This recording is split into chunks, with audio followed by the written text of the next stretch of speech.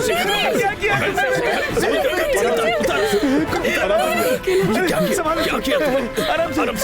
चलिए बाहर लेके चलते हैं पानी लेकर आओ। कोकिला तुमने क्या चलो चलो आनंदी जरा पानी लेकर आराम से आराम से। इधर इधर लेटा मामा जी आपको चाहिए। अरे जल्दी करना यार। बेटी तूने ये क्या किया बेटी? कोकिला तुमने ये क्या किया? जल्दी से पानी लेकर आओ बेटी। कोकिला कोकिला आनंदी जरा पानी जल्दी लेकर आओ बेटा। जल्दी लेकर आओ। जल्दी आओ आनंदी। कोकिला ए कोकिला उठ जा पानी पी लो पानी पी लो। कोकिला उठो बेटा उठो बेटी पानी पी लो। कोकिला कोकिला थोड़ा पानी पी लो पानी पी लो बेटा। कोकिला क्यों किया तुमने ऐसा बेटा? कोकिला क्यों किया तूने बेटी ऐसा? ये क्या कर रही थी? तो हमें छोड़कर जा रही थी बेटा। दीदी मुझे कोई और रास्ता नहीं दिखा माँ। मेरी शादी कराने के लिए आपने पहले से ही इतनी बेइज्जती सह ली है। मुझे आप लोगों पर और बोझ नहीं बनना है माँ, इसीलिए मुझे यही रास्ता दिखा। दीदी ऐसी बातें क्यों कर रही हो दीदी? अगर ये दूल्हा नहीं तो इससे अच्छा कोई और मिल जाएगा। वो लोग चले गए तो जाने दो उन्हें, लेकिन उनकी वजह से आपने हमारे बारे में भी एक भी बार नहीं सोचा दीदी।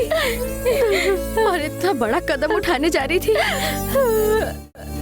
तुम्हें लगता है तुम्हारे बगैर हम खुश रह पाएंगे? हाँ?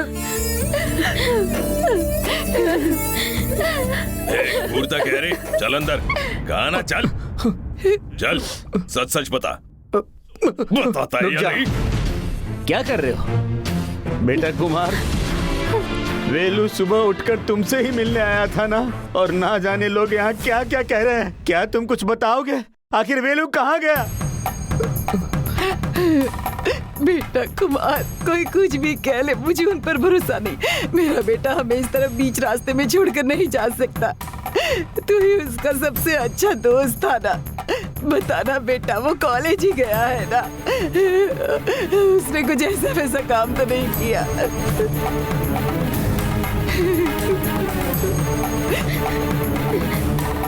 बोलना बेटा। भैया मेरे माँ बाबा कब से पूछ रहे हैं आपसे, आप जवाब क्यों नहीं दे रहे हैं? कुछ तो बताइए भैया, मेरे भैया आखिर कहाँ गए हैं? आप लोग मुझे माफ कर दीजिए।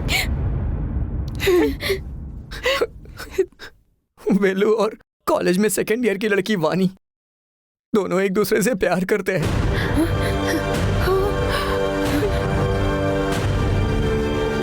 मैं जानता था ये कभी ना कभी होगा, लेकिन वेलू इतना गिर जाएगा कि घर के गहने और पैसे लेके भाग जाए, ये मैंने कभी नहीं सोचा।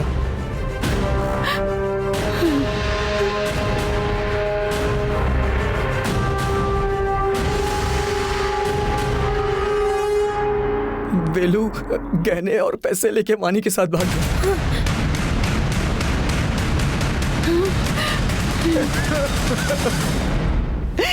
भगवान हे भगवान, ये क्या हो गया? मैंने अपने पति से बढ़कर अपने बेटे पर भरोसा किया था। उसे हमारे परिवार का कुल देवता मानती थी मैं, और उसने हमारी ये हालत कर दी।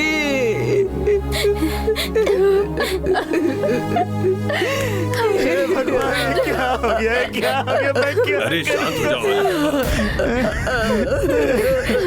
अगर तुम ही हिम्मत हार गए तो कैसे चलेगा? अब तुम ही बताओ मैं क्या करूं? यहाँ तक कि मैंने उसे कल रात को भी बहुत समझाया था कि हमारा ये परिवार तेरे भरोसे ही है बेटा, और वो भी हाँ मिलाता रहा। पर देखो कन्नू स्वामी उसने क्या कर दिया, अपने स्वार्थ के लिए हमारी ऐसी बेइज्जती करके बीच रास्ते में खड़ा करके चला गया।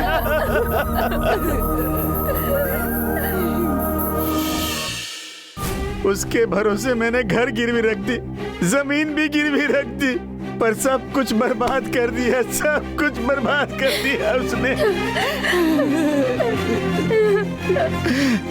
अब कैसे कर्ज चुका पाऊंगा? अपनी दोनों बेटियों की शादी कैसे करवाऊंगा? बाबा जी, किसी एक समय मेरे बाबूजी ने एक छोटी सी गलती की थी और आपने उनकी बेइज्जती की थी, इसलिए इस गांव से मुझे नफरत थी। आपसे भी मैं नफरत करता था, लेकिन आज आपके साथ जो कुछ भी हुआ उसे देखकर मेरा दिल बैठ गया है। आप बिल्कुल फिक्र मत कीजिए मामा जी, हमारे पास अब भी समय है, मैं सब कुछ ठीक कर दूंगा।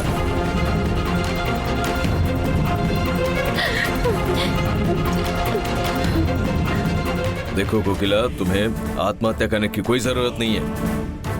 तुम्हारी शादी के लिए जो दिन तय हुआ है उसी दिन उसी दूल्हे के साथ तुम्हारी शादी जरूर होगी। उसकी जिम्मेदारी मेरी। जितने पैसों की जरूरत है उतने पैसों का इंतजाम मैं कर दूंगा।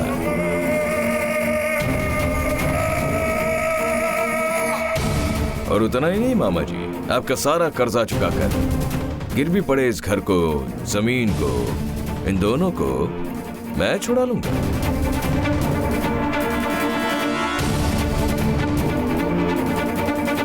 और अगर दहेज की खातिर आपकी बेटी को ठुकराने वाले उस परिवार के साथ फिर से आपको रिश्ता नहीं जोड़ना तो कोई बात नहीं, दूसरा लड़का ढूंढ लेंगे। लड़का आप ढूंढ लीजिए या फिर मैं अच्छा लड़का ढूंढता हूँ। हमारा लक्ष्य सिर्फ कोकिला की शादी को धूमधाम से करना ही है। मामा, ये सब अपने बाबूजी की कसम खाकर कहता हूँ। मैं अच्छी तरह जानता हूँ कि अब इस समय क्या सोच रहे हैं। यही ना कि स्वयंभू को हमारी समस्या में इतनी दिलचस्पी क्यों होने लग गई। मामा जी, उस भगोड़े वेलू की जगह खड़े रहकर आपके बेटे की तरह मुझे तो ये सब कुछ करना पड़ेगा।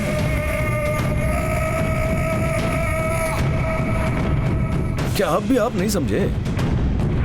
ठीक है, मैं साफ साफ बोलता हूं, आपकी बेटी आनंदी मुझे बहुत पसंद है। मैं उसे चाहता हूं ना।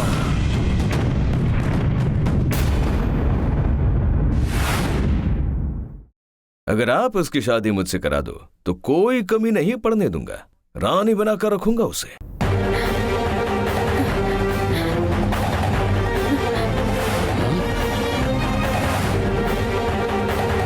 और इस शादी में जितना खर्चा होगा उस पूरे खर्चे को भी मैं अकेले ही उठा लूंगा।